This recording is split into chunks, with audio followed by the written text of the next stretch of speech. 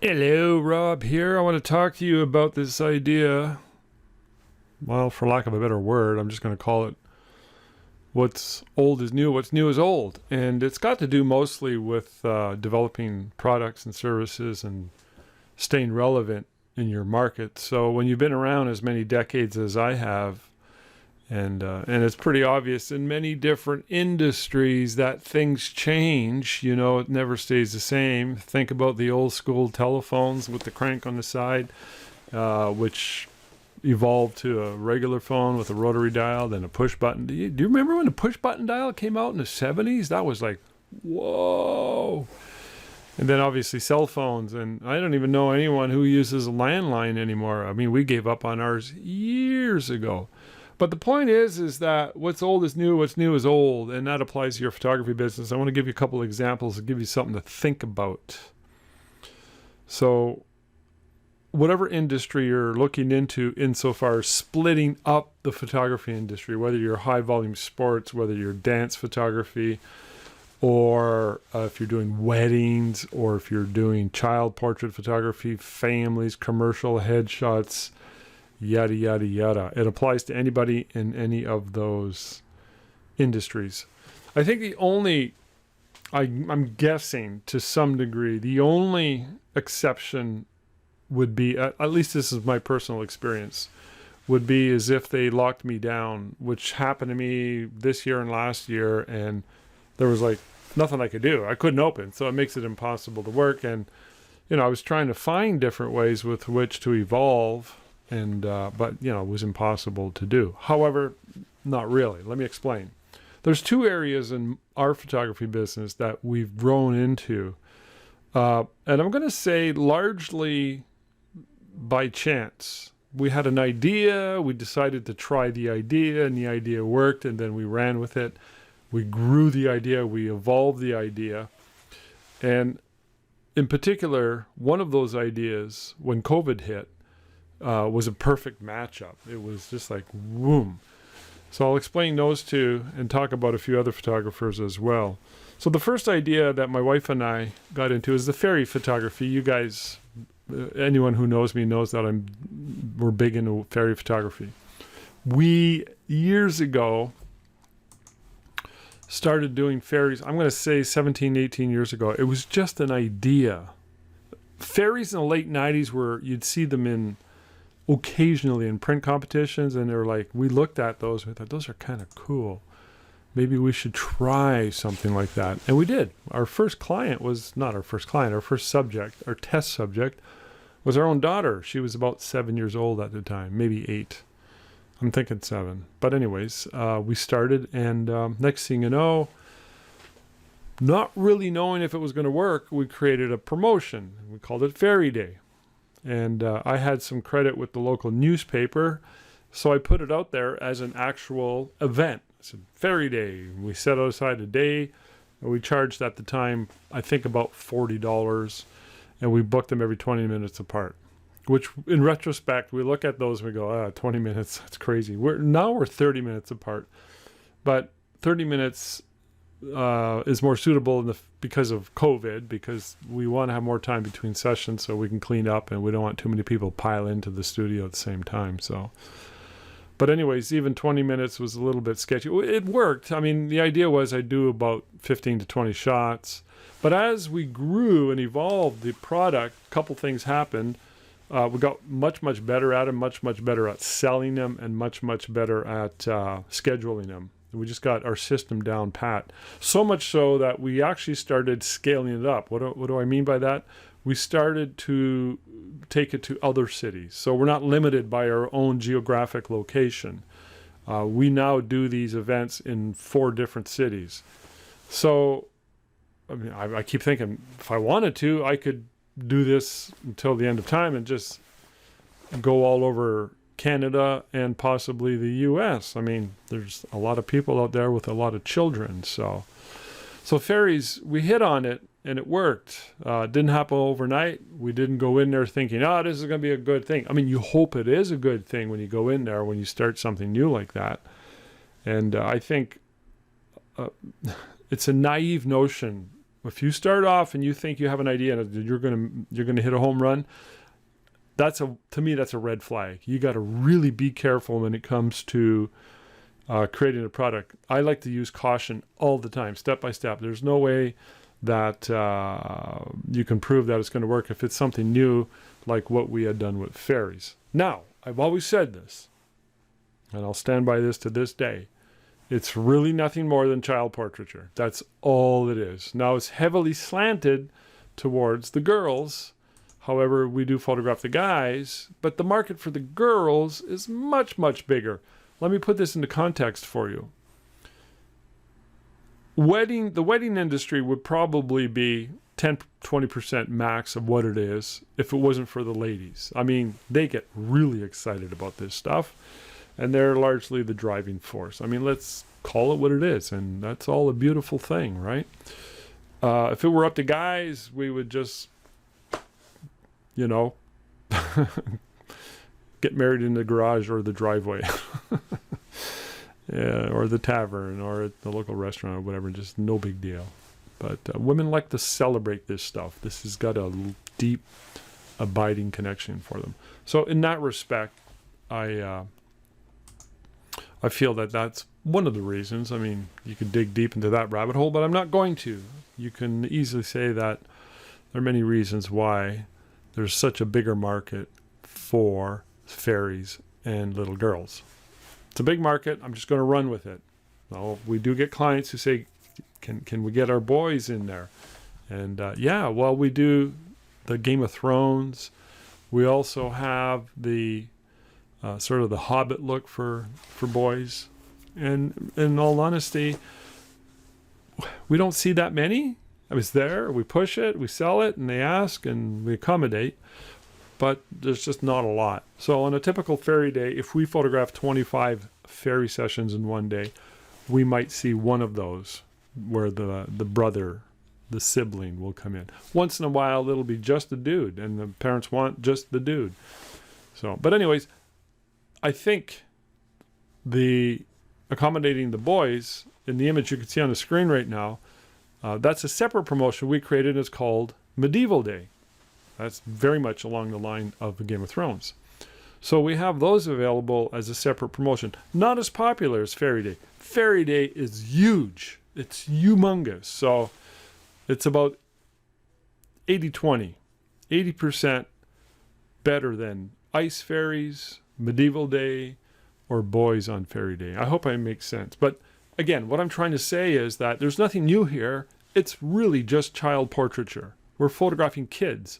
When my wife and I started working together back in the mid-90s, we created a program called the Creative Kids Club, which was a 5-year program. And you get a little album. It was $100 or $149, I think. And they got a portrait session every 6 months. I think it's an amazing idea. That's probably something that's still relevant to this day. We don't push those anymore. However, it was something that really flew off the shelves back in the day. We sold hundreds of them. And we got really busy as a result of that. Now I really like Fairy Day. I just love working with kids, and I'm still working with kids like I used to work with kids when I was doing the Creative Kids Club. And then there's the Baby's First Year program, and then there's the Toddler program. We had all these programs available. So my point is that these are programs and services that are not necessarily as easy as getting a camera and getting a business card and saying, I'm a photographer. That's what a lot of people do nowadays. So because of that, the barrier to entry is higher. So if you have something that has a higher barrier to entry, it's more complicated, more expensive. It takes more resources, and it's going to take a little bit of time for you to get it going. That's a good thing. That's a good determining factor, almost a prerequisite, I would say, in many ways. Because if it's easy to get into, everyone's getting into it. Then you're going to get into that whole, let's compete on price. I mean, possibly that could happen. So anyways, fairies is a natural evolution to child portraiture, something that I've naturally been close to and experienced in. So who knows where it's going to go from here? I have no idea. So the other area is wedding photography. I've always been a wedding photographer since the early 80s. And then about 3.5 years ago, my wife and I decided to do pop-up weddings. We did those and created a complete service for the pop-up wedding market way before COVID. When COVID hit, the pop-up wedding service was a perfect fit because it's a small wedding. A lot of weddings had to downsize and go into the backyard with limited guests and limited people in attendance. That was just a bonus. We didn't go in there anticipating that. We had already had some traction by the time COVID hit. But my point is this, is that it's wedding photography, repackaged. Now, we're kind of fortunate in that my wife and I work as a team. If you don't have a team, if you don't have a spouse, you have to just create one. You really do. For something like this anyways. Because my wife is now a wedding officiant, I'm a photographer. Together we're wedding planners, so to speak, and we create these events based on getting married. People love it, by the way. Ever since we started this, it's taken off. We didn't know it was going to take off. We just had an idea. We went in and gave it all we got with what we had.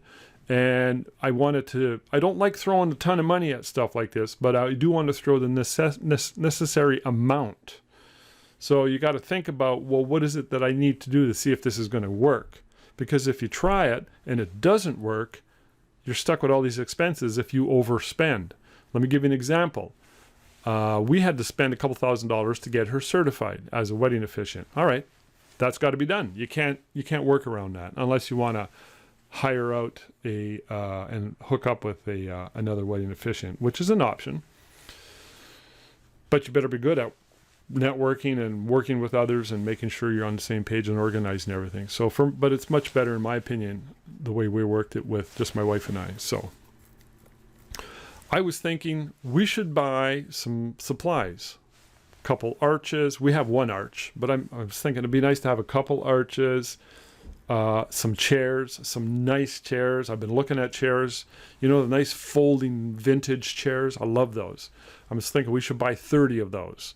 I want to be able to show up at a location, boom, there's a full wedding package. We do the wedding, we legally marry them, we take the photography, maybe cater in some food and snacks and light drinks, and then leave. All in one. Show up at our van, boom, boom, boom, we're in, we're out. However, because of COVID, we didn't buy a van and we didn't buy any chairs because we just sort of got a little bit nervous. And I'm a little bit on the cautious side, and I believe that that's the way you ought to be when it comes to reinventing and trying new products. But again, my point's the same as with the fairy sessions. It's the wedding photography business remade, evolved. And I love it. I love it because now I'm a wedding. I love planning stuff like this. It's in my blood. My wife is really good at it too. She's like a very precise, nothing gets missed. She's so organized, and we work as a team. So, and it really worked out well with the way the market's going. Even without COVID, a lot of young couples love the idea of a pop-up wedding, as well as second marriages. We didn't realize this at the time, but a lot of people came to us in their 40s. They were divorced, getting remarried, and some of them told us, "Thank you. This is good. I now have an excuse for not having a big wedding or inviting everybody." It gives them an out. So, but my point is that nothing changes. The old is new, new is old. I've always said this. The pop-up wedding industry is very much like the way they used to get married when my parents got married back in the 50s. They would just have a small wedding and go out for supper. You didn't see these big events with all the pageantry. So a couple of examples I want to sort of also bring into, and that is like family photography. Family photography is not what it used to be, but people still want family photography, although they don't really respond the way they used to because everyone has cell phones. I believe cell phones has really kind of put a damper on that whole market. Now I think of Maria Sampaio. She's she got a new last name now. She just got married. Congrats to you, Maria. But Maria, in one of my webinars with her, I think about 3 years ago, she talked about how she was riding a bike around her city and she found these amazing locations and she took pictures with her cell phone, and then she put a call out on Facebook. She said, "I need to know who's interested to have their family portrait done here." And then I don't know how many people applied or responded, but a lot did. She offered a free photo shoot based on the idea that she had this amazing location. And then she weeded the list down. She weeded it down. She only went the best of the best, and she made insane sales. Insane sales based on the fact that she put out an offer, she communicated with these people, and she chose wisely. She had such a bond with them, and then she's a good salesperson. So that's another example of taking something that's old and new, making it new, and new is now old. It's just family photography, but you got to put a little more work and innovation into it. John Ratchford, who we had, John Butler and I had him 2-3 weeks ago on our Photo Buzz. And I'll put the replay in the link. He does, in a depressed market in a small area in Cape Breton, he does, I don't know if you want to call it senior photography. He called it Ratchford's Top Model. So it's based on the idea of the so-and-so's top model. And he created a contest, eventually having a yearly event, red carpet affair. People had to pay money to get in. People had to apply and pay a fee, a session fee, to get this photography session. So he took the photography, like the glamour shoot, the like high school senior shoot. He totally repackaged it and created an event out of it. So what is old is new. What is new is old. So nothing much changes. And again, the higher the barrier to entry, the better the payoff, the more exclusive it'll be for you and your photography business. If everybody could do fairies, and if everybody was doing fairies, we would not stand out. It's a lot of work. We put a lot of work into it. And we got a lot of dresses. We have about 50 dresses now. We have 4 sets of fairy wings. Each of these wings cost a fortune. They're handmade, hand-stitched. They look beautiful. We can constantly are tweaking the experience for the children when they come in. We're making it better and better and better.